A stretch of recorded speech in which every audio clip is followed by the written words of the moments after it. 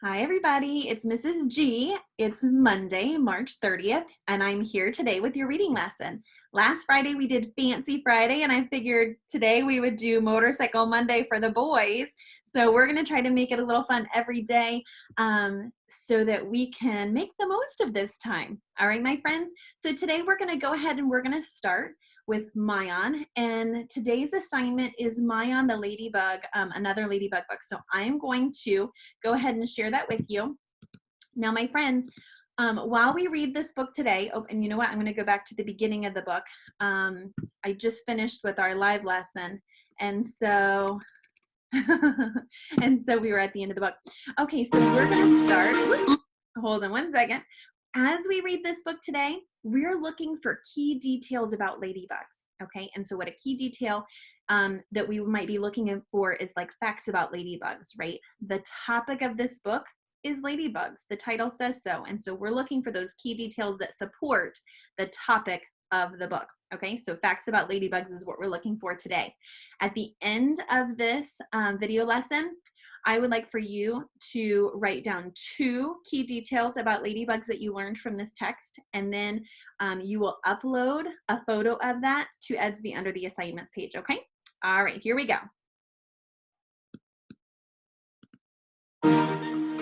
Ladybugs by Lisa J. Amstutz.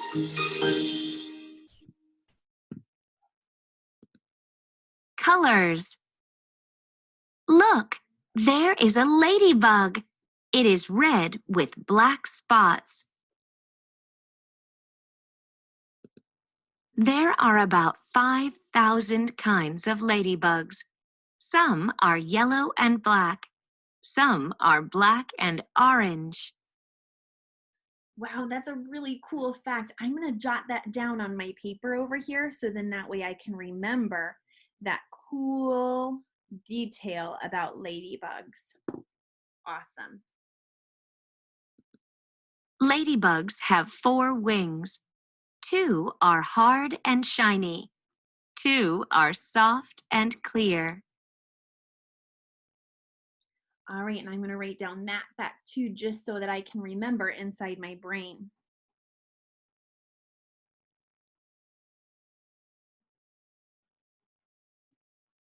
Nice. All right, here we go. Let's keep working. Ladybugs have 6 legs. They make stinky goo. It keeps hungry animals away. Wow, they make stinky goo, so they're smelly. Oh my goodness. Now, I wrote down on my paper that they have 6 legs. I could also write down that they make a stinky goo to keep predators away, because that's a really cool detail about ladybugs as well. Amazing. And you know what? The illustrator, or I guess photographer, they took a picture, a close-up of that stinky goo that the ladybug is making to kind of keep the predators away. Lunch. 2 antennae smell food. Most ladybugs eat small bugs. Antennae.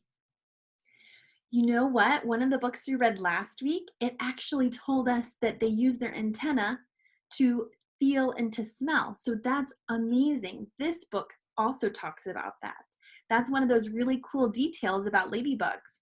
It also says that most ladybugs eat small bugs. And when it says that word most ladybugs, that means that some ladybugs don't eat small bugs. So that makes me wonder what they eat.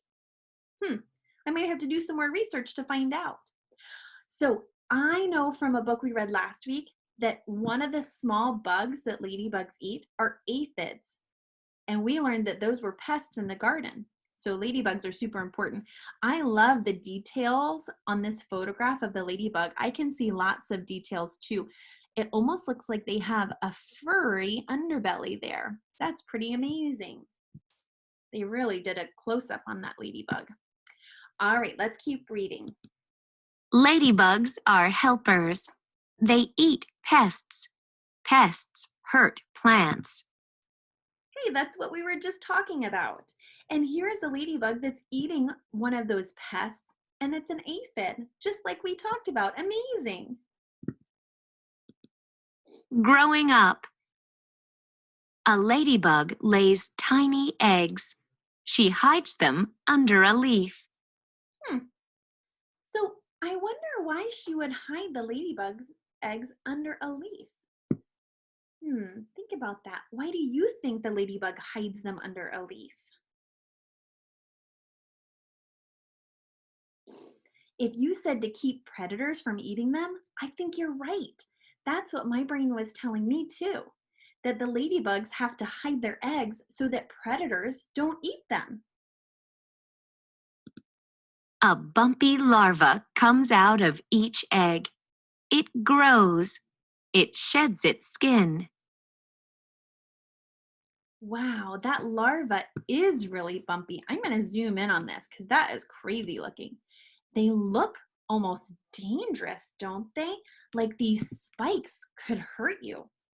I wonder why they have these spikes. So why don't they come out looking so beautiful from an egg? Why would they come out looking kind of scary? Think about that. Why do you think they come out looking scary? Maybe it's to scare predators away so they don't eat them. I know that some animals do that. They look scary as a warning for predators to say, don't eat me. Just like, remember those poison dart frogs we learned about? The bright colors were a warning to all the predators. I think that the ladybug's colors right here are a warning. Wow, that's really interesting. The larva makes a case. Inside, it turns into an adult. It flies away. Goodbye. Think about another insect that does the same thing. It makes a case around the larva, and inside the case, it turns into an adult. And then when it comes out, it flies away. That sounds like another insect I know about. A butterfly. Can you think of another insect that does that too? What about a moth? Moths do that too. That's amazing. All right, my friends, here's what we're going to do. Now that we've read that story, actually it wasn't a story, it was a nonfiction book, and we learned lots of amazing details about ladybugs, we're gonna go ahead and pick 2 of those details to sketch and label about. Okay, so I'm gonna go ahead, I'm gonna share my screen with you so that you can see some of the notes I was taking while we were reading. Let's see. Here we go. All right, my friends. And so I jotted down some notes while we were reading, and I wrote down key details about ladybugs. Okay, and so I wrote they can be orange, yellow, and red, and of course with black spots too. There are 5,000 kinds of ladybugs. That was pretty amazing. I also have, they have 6 legs. They have 6 legs. And they eat pests. So here's what I'm going to do. I'm now going to think about those things, and I'm going to sketch and label a picture of those. And so the first thing I'm going to sketch, I think I'm going to choose the detail that ladybugs have 6 legs. So I'm going to sketch a picture of a ladybug, and it's just a circle with like a little half circle at the top, and then some wings and some antennae, and of course some spots because ladybugs have spots. And now I'm going to draw 6 legs onto my ladybug. So 1, 2, 3, 4, 5, 6. And now I'm going to label this ladybugs have 6 legs. All right, so there is my sketch and my label. And if I wanted to color that in, I could. All right, so think about one of the other details that we learned about ladybugs. And you know what? One of my really favorite ones was that ladybugs make a stinky goo. All right, and so I'm going to now write that down. And so I'm going to draw my ladybug again with her antenna and her 6 legs, because ladybugs all have 6 legs. And then I'm gonna kind of do like, I guess I'll have the goo be under her. I guess it could be a boy too. And so that's the stinky goo one. So I'm gonna make it look stinky by making these little, like it smells. And I'm gonna give her some spots. And so I'm gonna say ladybugs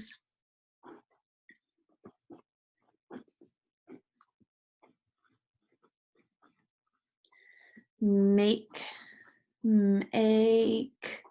what makes the A say its own name? A silent E at the end.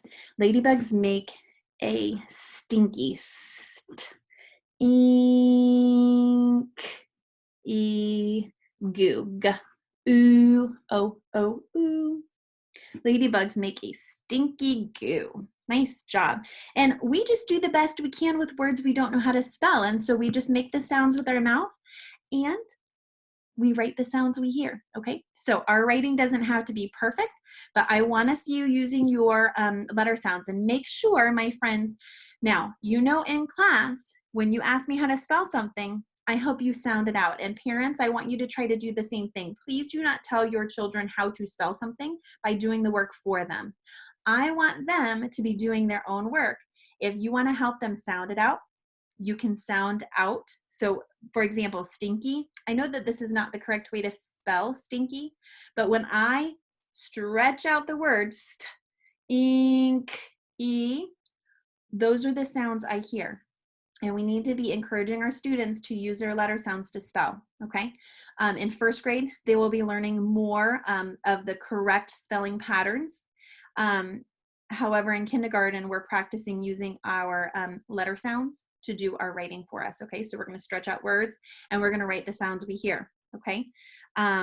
Because last week during our practice week, I did see some writing and there was a lot of words spelled correctly that were impossible to sound out. And so please make sure that you're allowing your child to sound words out on their own. And if they need help, you can help them sound it out, but please do not spell words for them because then they're not doing that learning process of sounding words out on their own, okay? I appreciate your help with that. Thank you so much. And if you need help, if you need my help and guidance, parents, reach out. I would be happy to do a Zoom with you and we can talk about maybe some ways to help your child a little extra, okay? So I am always available through Remind, through Edsby message, and we can schedule a Zoom meeting if you have any questions about uploading assignments or anything, okay? So I'm always available. My friends, your assignment now is to do the same thing. Now, try to pick maybe 2 different ones than I picked. So try to pick 2 other details about a ladybug. I want you to try not to copy my work, okay? So that was the other thing I noticed last week is some of you guys were copying my writing. I like that you're practicing your writing, but I want you to do your own writing, okay, from your own brain. All right, my friends? All right, that's our reading lesson for today.